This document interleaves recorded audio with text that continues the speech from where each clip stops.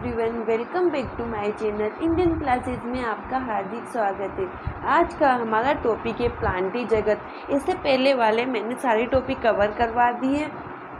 Fungi, Monera, Animalia, Plantae, सब ये सारी चीज़ें मैंने डिटेल्स में करवा दी। तो आप पहले पार्ट 2 जाके देखना, फिर पार्ट 3 पे आना, ठीक है। तो आज हम पढ़ रहे प्लांटी जगत के जीवों का वर्गीकरण। प्लांटी जीवों के जगत के जीवों को कितने भागों में वर्गीकृत किया गया है। प्लांटी जीवों में वैसे तो सभी हरे पौधों को रखा गया है जो प्रकाश संश्लेषण के द्वारा हमारे भोजन का संश्लेषण करते हैं, मतलब स्वयंपोषी होते हैं। इसके अलावा भी इनमें कुछ पौधे होते हैं जिनको विभिन्नताओं के आधार पर अलग अलग कैटेगरी में रखा गया है। तो वो सारी चीज़ें आज हम इसी टॉपिक में पढ़ने वाले हैं। तो हमारा टॉपिक बहुत ही इम्पोर्टेंट होने वाला है, इसलिए वीडियो को हमें लास्ट तक देखना है, ठीक है। तो आज स्टार्ट करते हैं प्लांटी जगत के जीवों का वर्गीकरण। वर्गीकरण किस आधार पर किया जाता है? वर्गीकरण कुछ जैसे पौधों में कुछ विभिन्नताएं होती हैं, उनके आधार पर वर्गीकरण किया जाता है। प्लांटी जगत के जीवों को निम्न आधार पर वर्गीकृत किया गया है। पादप शरीर के प्रमुख घटक पूर्ण रूप में विकसित एवं विभेदित हैं अथवा नहीं। पादप शरीर में जो अंग पाए जाते हैं जैसे जाइलम, फ्लोएम, ये पूर्ण रूप से विकसित हैं या नहीं। अगर जिस पौधे में ये पूर्ण रूप से विकसित हैं उस पौधे को अलग कैटेगरी में रखा गया, और जिन पौधों में ये जाइलम, फ्लोएम विकसित नहीं हुए उनको अलग वर्ग में रखा गया। वर्गीकरण का अगला स्तर पादप शरीर में जल और अन्य पदार्थों को सहन करने के लिए विशिष्ट ऊतकों की उपस्थिति के आधार पर होता है। उपरोक्त आधार पर प्लांटी जगत को 5 वर्गों में बांटा गया है और ये 5 वर्ग निम्नलिखित हैं। सबसे पहले आता है अपना थैलोफाइटा, फिर आता है ब्रायोफाइटा, टेरिडोफाइटा, जिम्नोस्पर्म और एंजियोस्पर्म। अब इन पौधों में को भी अलग अलग कैटेगरी में रखा गया है। इनका विभाजन कैसे किया गया है? सबसे पहले होता है पादप। पादप को 2 भागों में, पादप शरीर बिना विभेदन के, मतलब इनमें कोई विभिन्नताएं उत्पन्न नहीं, उसको थैलोफाइटा में रखा गया। फिर बिना सहवर्णी ऊतक ब्रायोफाइटा और सहवर्णी ऊतक। बिना सहवर्णी ऊतक मतलब इनमें जाइलम, फ्लोएम अनुपस्थित होते हैं। किसमें? ब्रायोफाइटा में जाइलम, फ्लोएम अनुपस्थित होते हैं।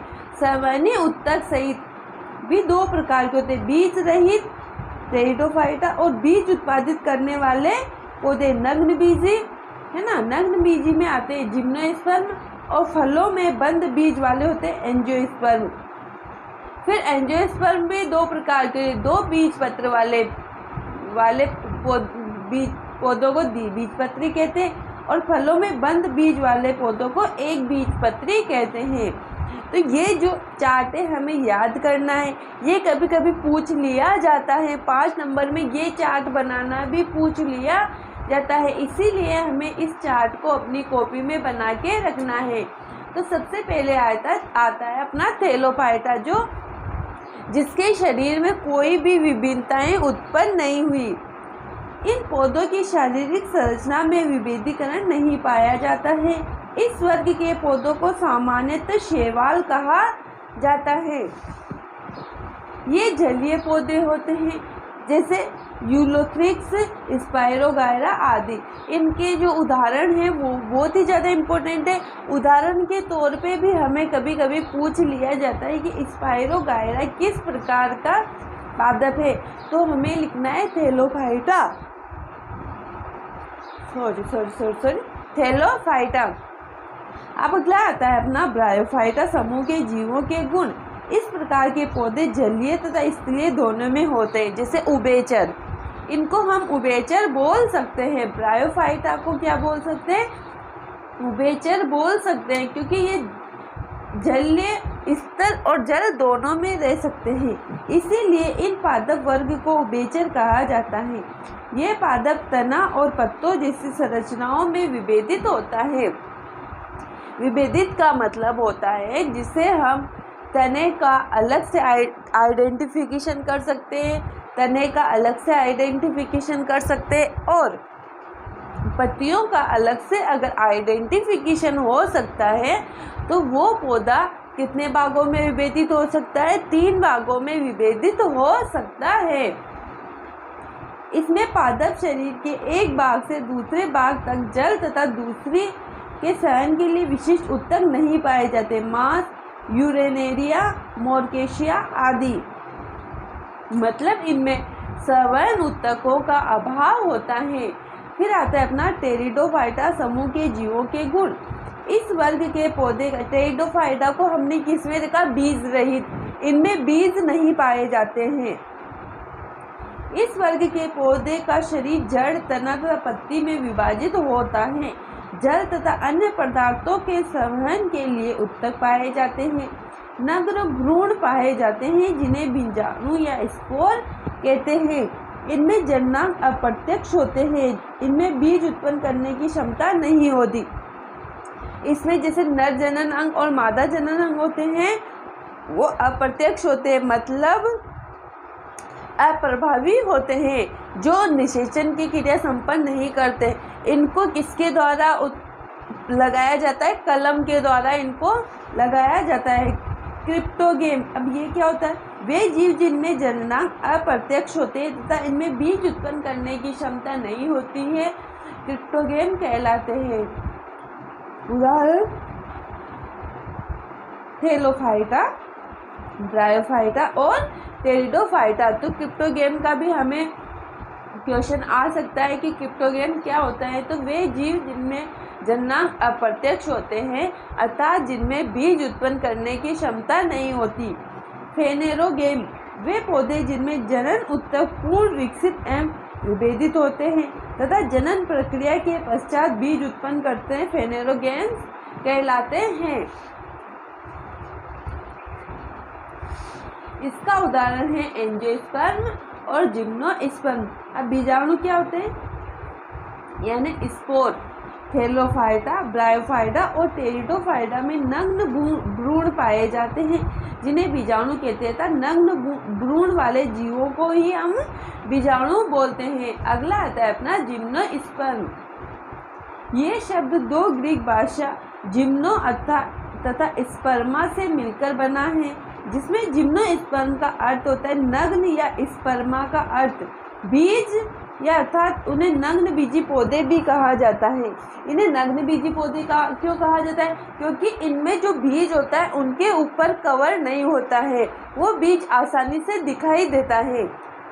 जिस पौधे में या फल में हम बीज बाहर से देख सकते हैं वो सारे पौधों को किस में रखा गया है? जिम्नोस्पर्म में रखा गया है, जिनके बीजों को हम आसानी से आइडेंटिफाई कर सकते हैं। ये पौधे बहुवर्षीय, सदाबहार तथा काष्ठ हो सकते हैं, जैसे पाइनस और साइकस। इन पौधों में बहुवर्षीय मतलब ये 80-90 साल तक जी सकते हैं। कुछ पौधे जैसे हमारे बांस होता है, बांस तो सबने देखा होगा, बांस होता है वो 20 से 30 साल या 40-50 साल में एक बार इनमें फल आते हैं और कई साल तक ये ऐसे ही खड़े रहते हैं, मतलब एक बार जीवन में एक बार ही इनमें फल लगते हैं। अगला आता है अपना एंजियोस्पर्म।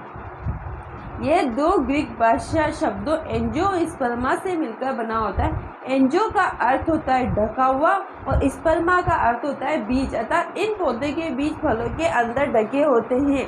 ऐसे फल जिनमें हम बीजों को बाहर से नहीं देख पाते हैं। इनमें भोजन का संचय या तो बीज पत्रों में होता है या भ्रूण पोष में होता है। एक बीज पत्र वाले पौधों को एक बीजपत्री और द्विबीजपत्र वाले पौधों को द्विबीजपत्री कहा जाता है। अब आता है एनिमेलिया जगत। इसको भी हमने 10 कैटेगरी में वर्गीकृत किया गया। इस जगत के प्राणी को जगत भी कहते हैं, इस जगत को प्राणी जगत कहते हैं। इसके अंदर सारे जो एक कोशिकीय बहुकोशिकीय जीव हैं सारों को इसके अंदर ही रखा गया है, एनिमेलिया जगत के अंदर।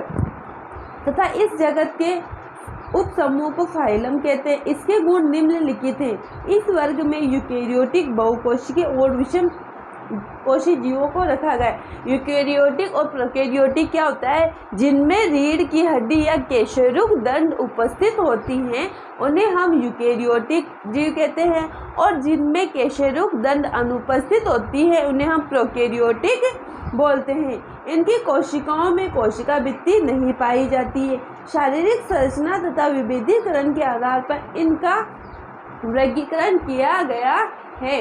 सबसे पहले आता है porifera, coelenterata, platyhelminthes, nematoda, annelida, arthropoda, mollusca, echinodermata, protochordata और वर्टिब्रेटा।